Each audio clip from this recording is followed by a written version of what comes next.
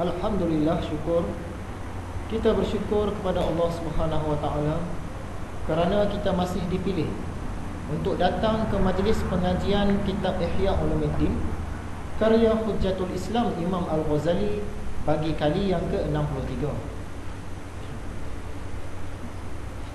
Seandainya Tuhan nak pilih, kadang-kadang dia pilih orang yang tak kaya pun boleh datang. Dan kita tengok ramai juga orang yang kaya-kaya tak dipilih oleh Tuhan untuk datang ke masjid-masjid dan surau-surau. Selalunya orang yang hidup sederhana, hidup dia lebih tenang berbanding dengan orang yang banyak harta. Contoh dia, macam kita masuk ke masjid-masjid, ke surau-surau ni, kita yang hidup biasa-biasa ni, kasut kita mungkin berharga RM7-8 ataupun RM12, RM15. Itu kira mahal lah tu. Kalau yang bawah lagi, kita pakai kasut selipar Jepun. Walaupun dia bukan selipar Jepun dah, bukan getah dah di bawah tu. Sekarang ni dengan plastik, ganti dengan plastik, dengan bahan-bahan lain mungkin RM2 saja. Jadi bila kita masuk dalam masjid, kita semayang, kita tak teringat pun kasut kita, sebab kita tahu kasut kita tu nilai dia tak mahal. Tapi kalau orang yang berharta, dia punya selipar tu saja yang jenis bertali tu kadang-kadang RM80. Bila dia masuk dalam masjid, hati dia tak boleh tenang. Dia tengah-tengah semayang tu dia rasa, hilang pula kasut aku ni, RM80 ni. Tu kadang-kadang orang yang tak berharta, dia jiwa dia lebih tenang. Orang berharta dia bermasalah, dia stres banyak.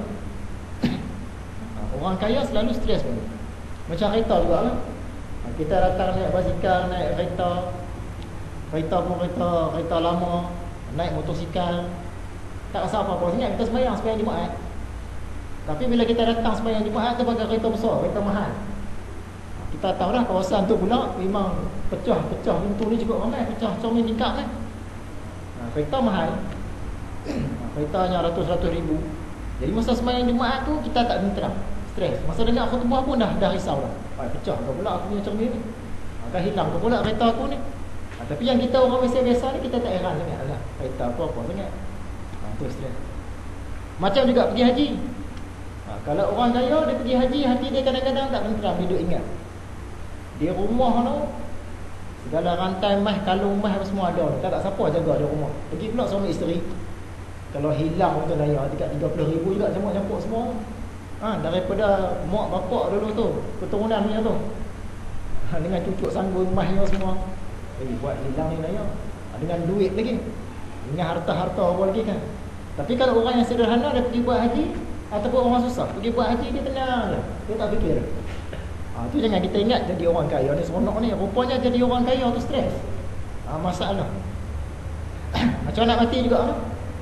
Masa nak mati, orang yang biasa-biasa, yang sederhana dengan orang yang hidup susah, dia tak heran lah, sebab dia tak ada harta nak tinggal. Malaikat maut datang pun dia, malaikat kata lah, contohnya, aku nak ambil nyawa dia ni, kita lepas nyawa kita, mati pun senang.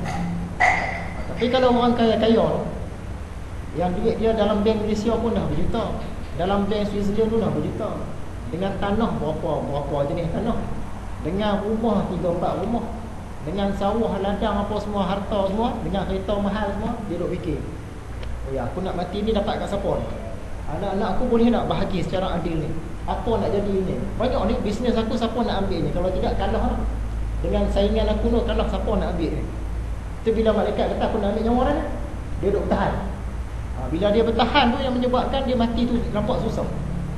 Tu terbeliak mata lah, terjelir lidah kan, terlompat-lompat, sebab dia tak mau lepas nyawa tadi tu. Tapi kalau orang yang hidup sederhana ni, malaikat datang nak ambil, dia lepas nyawa dia. Senang, sekejap mati dia nampak. Sebab itulah kita tengok orang-orang yang hidup sederhana ni selalu Tuhan pilih datang sembahyang. Tapi orang kaya-kaya dia jarang, Tuhan tak pilih.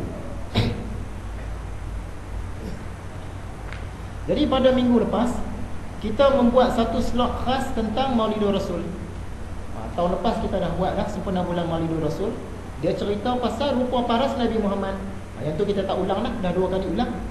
Yang kita nak ulang sikit malam ni pelajaran minggu lepas, iaitu tentang mukjizat-mukjizat Nabi. Antara perkara yang kita sentuh dalam mukjizat-mukjizat Nabi ni, makanan yang sikit jadi banyak. Yang ni banyak kali berlaku. Secara ringkasnya lah. Kemudian tengah-tengah tak ada air tu nak minum, nak ambil uduk, daripada celah-celah jari Nabi Muhammad ni keluar air.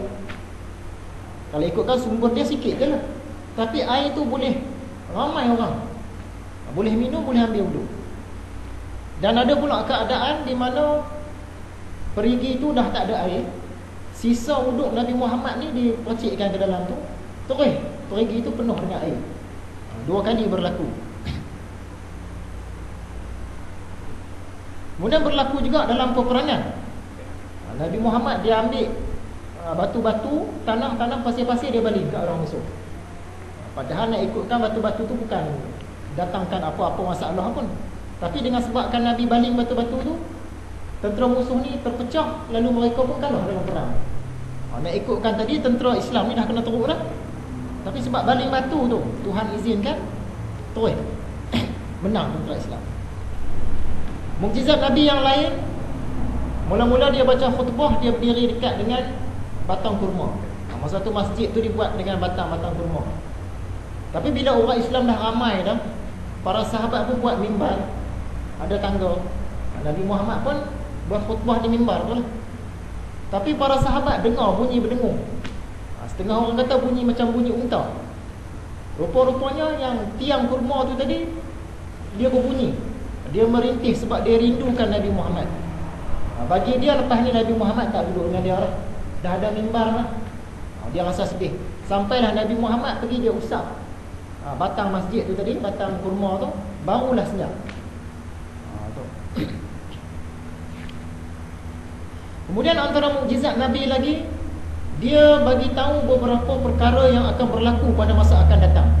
Bukan dia ramal, Allah bagi tahu. Dan bukan semua benda dia tahu. Sebahagian benda yang akan berlaku pada masa akan datang, Allah bagi dia tahu. Salah satunya ialah Saidina Uthman, sahabat dia ni akan mati dibunuh. Dia dah cerita siap-siap dah. Walaupun peristiwa tu berlaku selepas Nabi Muhammad wafat. Selepas Nabi Muhammad, naik Khalifah Abu Bakar, naik pula Saidina Umar, naik pula Khalifah Uthman. Khalifah Uthman mati dibunuh. Nabi Muhammad bagi tahu siap-siap.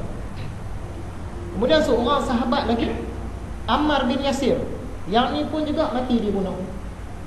Ammar ni kita cerita hari tu, mak dia merupakan syahidah, syuhada yang pertama dalam Islam. Orang yang mati syahid yang pertama. Sebab dia pertahankan keislaman dia tu, menyebabkan pembesar-pembesar Quraisy ni bunuh. Tengah orang kata cara bunuh dia tu dengan disula, dengan menggunakan pelepah pokok tamar ke pokok kurma ke sudah mak dia tu. Dan Ammar pun selepas zaman Nabi Muhammad mati dibunuh juga. Kemudian Nabi Muhammad juga bagi tahu yang cucu dia, masa tu cucu dia kecil lagi, nama Hasan. Dia kata dengan sebabkan cucu aku Hasan, 2 puak yang tengah bergaduh besar akan damai. Dan memang terbukti, selepas zaman Abu Bakar, selepas zaman Saidina Umar, selepas zaman Saidina Uthman, naik Saidina Ali. Masa zaman Saidina Ali ni orang Islam pecah 2. Dia perang sama-sama dia. Saidina Ali pun mati kena bunuh. Orang lantik anak dia Hasan. Kira Hasan ni macam khalifah yang kelima lah. Lantik Hasan. Hasan tengok umat Islam ni akan jadi lebih teruk, dia kata tak apalah, dia turun jawatan khalifah. Dia sanggup serah jawatan dia kepada Muawiyah, Khalifah Muawiyah, dengan syarat-syarat tertentu.